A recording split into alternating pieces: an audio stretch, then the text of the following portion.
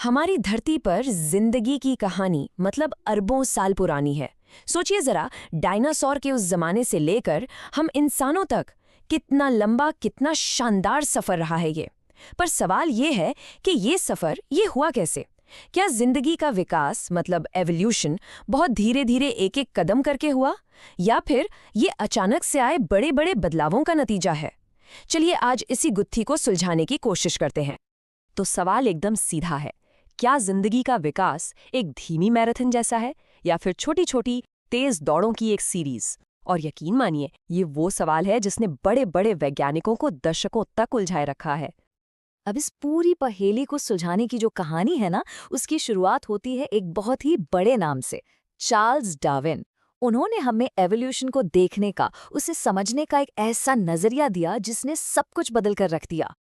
Darwin का जो सबसे जबरदस्त आइडिया था वो था नेचुरल सिलेक्शन। आसान भाषा में कहें तो प्राकृतिक चयन।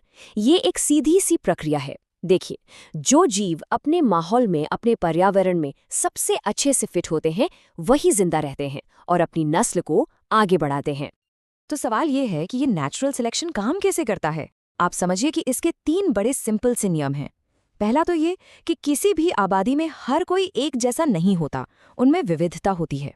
दूसरा, ये जो अलग अलग गुण हैं ये माता पिता से बच्चों में जाते हैं। और तीसरा, सबसे जरूरी, जिन गुणों की वजह से जिंदा रहना और बच्चे पैदा करना आसान हो जाता है, वो गुण धीरे धीरे उस पूरी आबादी में फैल जाते हैं। तो डार्विन के इसी आइडिया से एवोल्यूशन की रफ्तार को लेकर एक सोच बनी, एक पारंपरिक सोच। और वो ये थी कि विकास जो है वो हमेशा एक बहुत ही धीमी और एक जैसी रफ्तार से आगे बढ़ता है। साइंटिफिक भाषा में इस थियरी को कहते हैं फाइलेटिक ग्रेजुअलिज्म।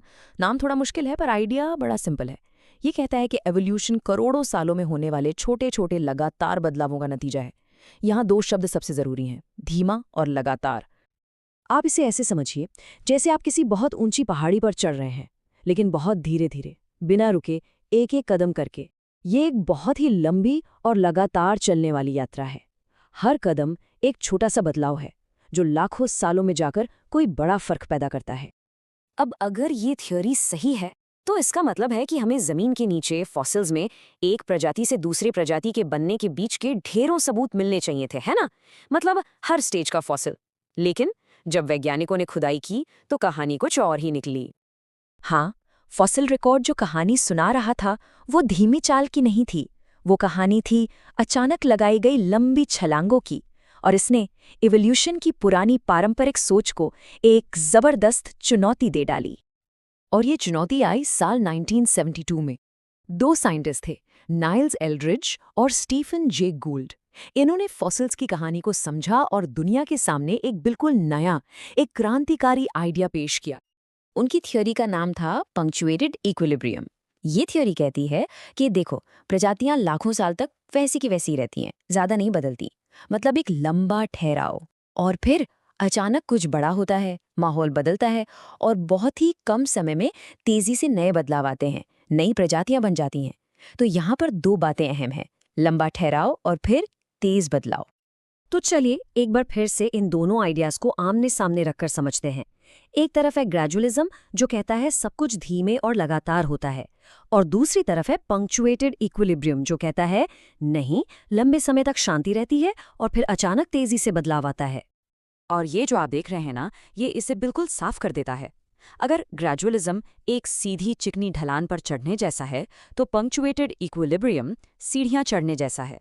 मतलब आप एक समतल जगह पर चलते हैं, फिर एक झटके में तेजी से ऊपर चढ़ते हैं, फिर थोड़ी देर समतल जगह पर चलते हैं। तो इन दोनों में से सही कौन है? इस पूरी बहस का सबसे बड़ा सबूत कहाँ मिलेगा?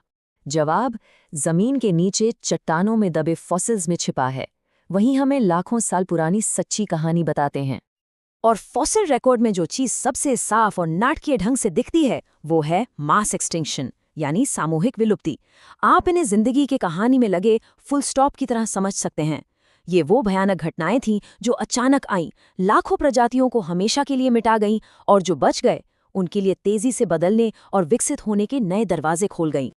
हमारी धरती के इतिहास में ऐसे 5 महाविनाश हुए हैं, 5 सबसे बड़े मास एक्सटिंक्शन। हर एक ने जिंदगी की शक्लो सूरत ही बदल दी। अरे, जो डायनासोर का अंत हुआ था वो भी तो इन्हीं में से एक घटना थी। ये वो पल थे जब एवोल्यूशन ने अचानक से रफ्तार पकड़ ली। और इन घटनाओं का पैमाना मतलब आप सोच भी नहीं सकते। एक एक्सटिंक्शन था जिसे द ग्रेट डाइंग कहते हैं। उस एक घटना में समुद्र में रहने वाले 96% प्रजातियां हमेशा हमेशा के लिए खत्म हो गई। सोचिए, 96%। तो फिर इन सब बातों का मतलब क्या है? एक तरफ धीमी चाल वाली थ्योरी, दूसरी तरफ तेज छलांग वाली। तो जिंदगी की असली रफ्तार, असली लय क्या है? तो आखिर में सवाल वही है, इवोल्यूशन धीमी चाल है या तेज छलांग? और आज ज्यादातर साइंटिस्ट कहते हैं कि ये दोनों है। सच तो ये है कि जिंदगी का विकास किसी एक फिक्स स्पीड से नहीं चलता। तो आज की जो हमारी समझ है वो ये है कि दोनों ही मॉडल कहानी का एक एक हिस्सा बताते हैं। हाँ, प्रजातियों के अंदर छोटे छोटे धीमे बदलाव तो हमेशा होते रहते हैं, लेकिन जब कोई बड़ा संकट आता है जैसे कोई मास एक्सटिंक्शन, तो एवोल्यूशन टॉप गियर में चला जाता है और तेजी से नई प्रजातियां बनती हैं। तो जिंदगी की कहानी ना तो कोई सीधी सड़क है और ना ही सिर्फ सीढ़ियों की चढ़ाई। ये तो ठहराव और तूफान का एक मिलाजुला एक बहुत ही कॉम्प्लेक्स संगीत है। और ये सारी बातें हमें आज के दौर में एक बहुत बड़े सवाल के सामने लाकर खड़ा कर देती हैं। हम इंसान अपनी दुनिया को इतनी तेजी से बदल रहे हैं, तो क्या हम जिंदगी के इतिहास में एक और ठहराव के दौर में हैं, या फिर हम अनजाने में ही अगली बड़ी छलांग की शुरुआत कर रहे हैं? ये सवाल मैं आपके लिए छोड़ रही हूँ, सोचिएगा जरूर।